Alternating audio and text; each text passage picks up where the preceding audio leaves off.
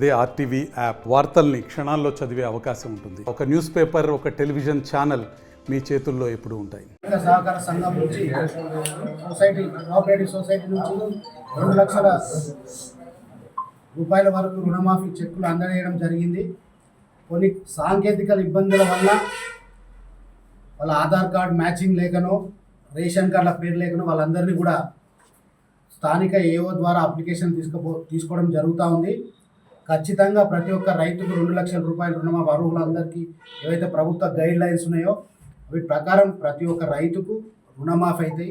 కేవలం ప్రతిపక్షాలు ఓర్వలేక కాంగ్రెస్ పార్టీ రైతుల పక్షాన ఉంటుంది, రైతులలో మంచి పేరు వస్తుందనే ఉద్దేశంతో ఎవరైతే స్థానిక కౌన్సిలర్లు ఉన్నారో ఈ ప్రాంతంలో ఎంపీపీలు కావచ్చు, ఎంపీటీసీలు కావచ్చు, సర్పంచ్లు కావచ్చు, వాళ్ళందరికీ కూడా ఇప్పటికీ రుణమాఫీ జరిగింది.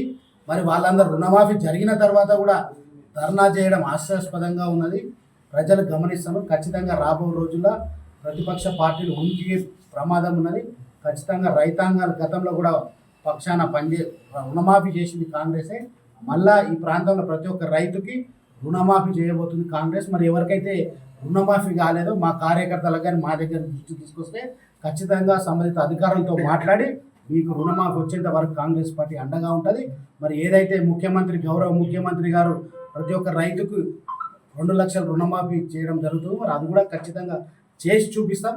మరి ఎవరైనా రైతులు కాకపోతే కూడా మా దృష్టికి తీసుకురండి, మీకు కూడా రుణమాఫీ కూడా మీ అందరి పక్షాన కాంగ్రెస్ పార్టీ ఉంటుంది.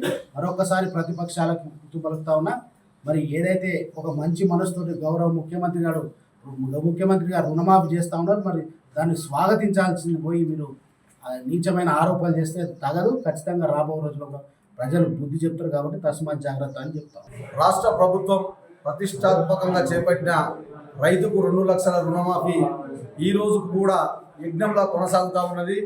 అందులో భాగంగా దుబ్బాక ప్రాథమిక వ్యవసాయ సహకార సంఘంలో 595 మందికి గాను ఇప్పటి వరకు అర్హులైనటువంటి 420 మందికి లబ్ధిదారులకు మనం 2 లక్షల రూపాయల రుణమాఫీ చేశాము కూడా. ఇంకొక 100 మందికి సాంకేతిక లోపాల వల్ల ఆధార్ కార్డు కానీ, ఇంటి పేరు కానీ వివిధ సమస్యలతోని ఆగిపోవడం జరిగింది. అట్టి విషయమై కూడా రైతులను పిలిపించి మనం ఈరోజు మాట్లాడి వాళ్ళందరికీ సహాయ సహకారాలు అందిస్తున్నాం. వాళ్ళందరికీ రుణాలు యథావిధిగా కొనసాగించి మళ్ళిస్తూ ఉన్నాం. గత 9 ఏళ్ల బీఆర్ఎస్ పరిపాలనలో అసైన్మెంట్ ల్యాండ్లకు పూర్తి స్థాయిగా రుణాలను రద్దు చేసినటువంటి కేసీఆర్ ప్రభుత్వం, తద్వారా ఇప్పుడు ఉన్నటువంటి కాంగ్రెస్ ప్రభుత్వం అసైన్మెంట్ ల్యాండ్లకు, లావణి పట్టాలకు పూర్తి స్థాయిగా పట్టాదారులు ఎలా అయితే ఉన్నారో పట్టా భూములకు ఎట్లా అయితే ఇస్తున్నామో పరంపోగులకు కూడా అదే మాదిరిగా ఇవ్వడం జరుగుతుంది. రైతులు ఎంతో ఆనంద ఉత్సాహాలలో ఉన్నారు. కొంతమంది బీఆర్ఎస్ నాయకులు రోడ్లపై కూర్చొని 2 లక్షల రూపాయల రుణమాఫీ ఎక్కడైందని చెప్పేసి అడుగుతా ఉన్నారు. ఈ ప్రాంతంలో ఉన్నటువంటి ఎంపీపీకి, కౌన్సిలర్లకు, మాజీ సర్పంచ్ల ఫోరం అధ్యక్షులకు, మరి ఉన్నటువంటి నాయకులకు అందరికీ కూడా రుణమాఫీ చేయడం జరిగింది.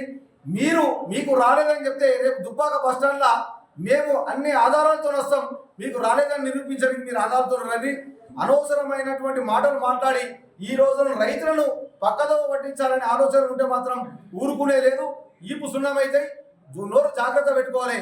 ఒక ప్రభుత్వం రైతుల కోసం కష్టపడి పనిచేస్తే దాన్ని ఎంకరేజ్ చేసి ప్రోత్సహించాలని తప్పించి మీరు ఏం చేయలేరు. 2 లక్షల రుణమాఫీ కాలేదని చెప్పేసి ఏ రైతు కూడా మనకు చెప్తలేరు. కేవలం రుణమాఫీ తీసుకున్నటువంటి బీఆర్ఎస్ నాయకులే ఈరోజు రోడ్ల మీద కూర్చొని ధర్నాలు, రాస్తారోకోలు చేస్తున్నారు తప్పించి రైతు అనేవాళ్ళు ఎక్కడ కూడా లేరు.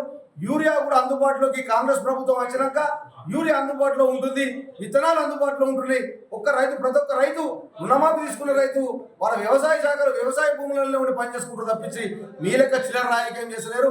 దయచేసి మీరు చిల్లర పుల్లర మాటలు మానుకోవాలి, లేకపోతే కాంగ్రెస్ పార్టీ కార్యకర్తలు మీకు సరైన గుణపాఠం చెప్తారని చెప్పేసి తెలియజేస్తా ఉన్నాం. మరిన్ని వీడియోస్ కోసం ఛానల్ ని సబ్స్క్రైబ్ చేయండి, లేటెస్ట్ అప్డేట్స్ కోసం వాట్సాప్ ఛానల్ ని ఫాలో చేయండి అండ్ లింక్ డిస్క్రిప్షన్ లో ఉంది.